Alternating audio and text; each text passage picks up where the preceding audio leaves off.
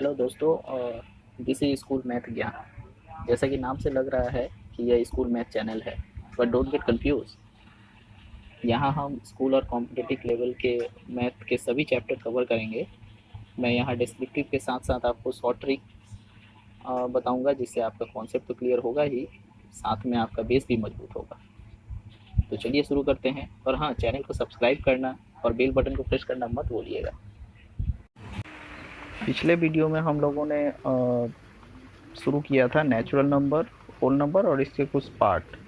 आज शुरू करते हैं इंटेजर्स, रैशनल नंबर और इरेशनल नंबर। तो इंटेजर्स क्या है?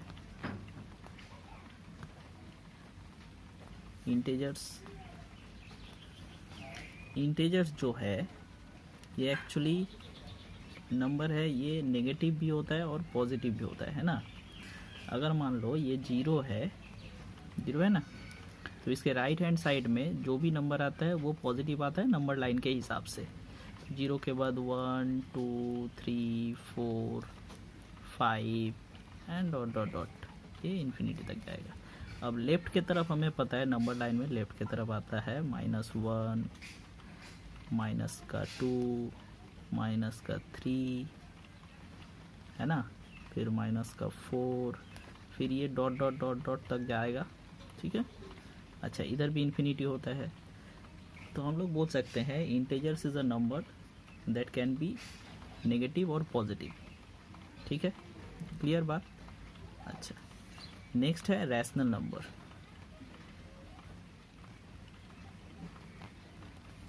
Rational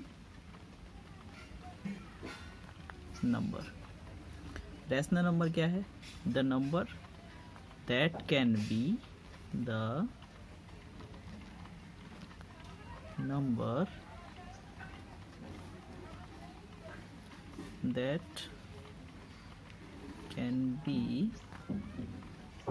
expressed in p by q format. Expressed in p by q form। ठीक है। अच्छा, where q not equals to 0 होना ही पड़ेगा। ठीक है। अच्छा, अब इसका एग्जाम्पल चलो हम लोग देखते हैं।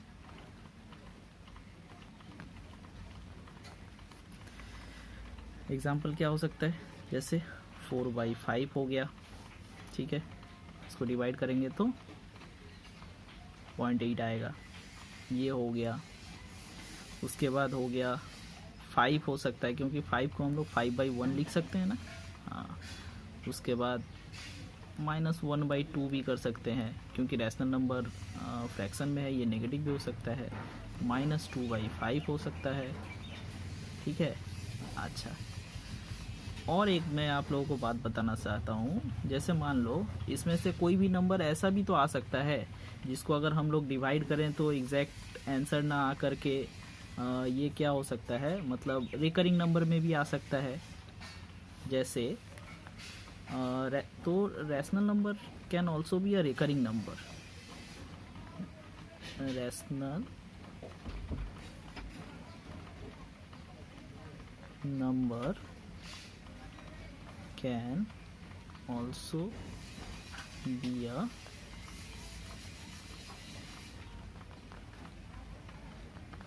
recurring number। अब ये रिकरिंग नंबर क्या है? देखो, रिकरिंग नंबर जो है, मान लो ये 1/3, ये तो रैशनल नंबर है क्योंकि ये p/q के फॉर्मेट में है, p/q के फॉर्मेट में है ना।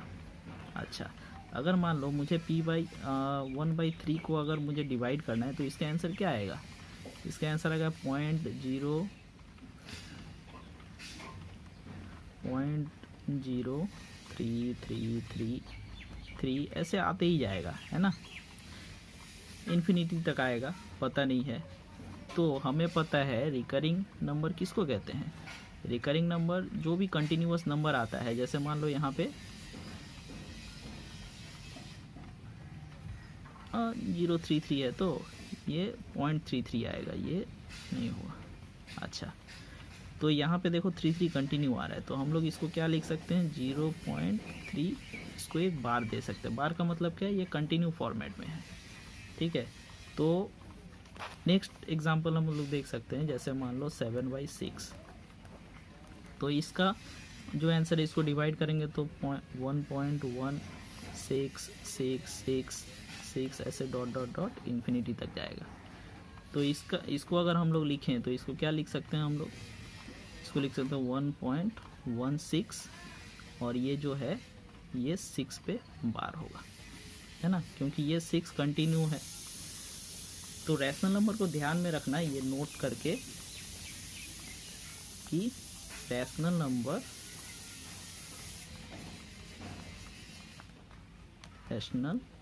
Number equals to recurring number हो सकता है, ठीक है।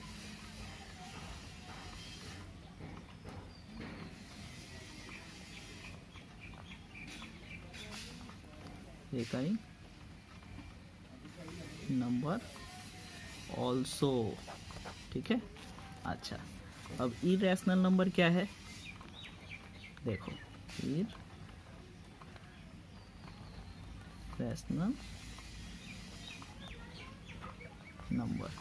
इरेशनल नंबर जो है, irrational number can not be expressed in the form of,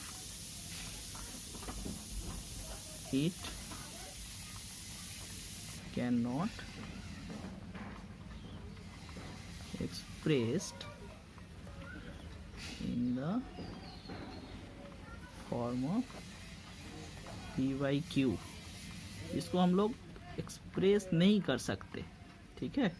अच्छा, अब इसका एग्जाम्पल क्या क्या हो सकता है, एग्जाम्पल देखो, इसका एग्जाम्पल जैसे मान लो √2 है, ठीक है, उसके बाद √8 हो गया,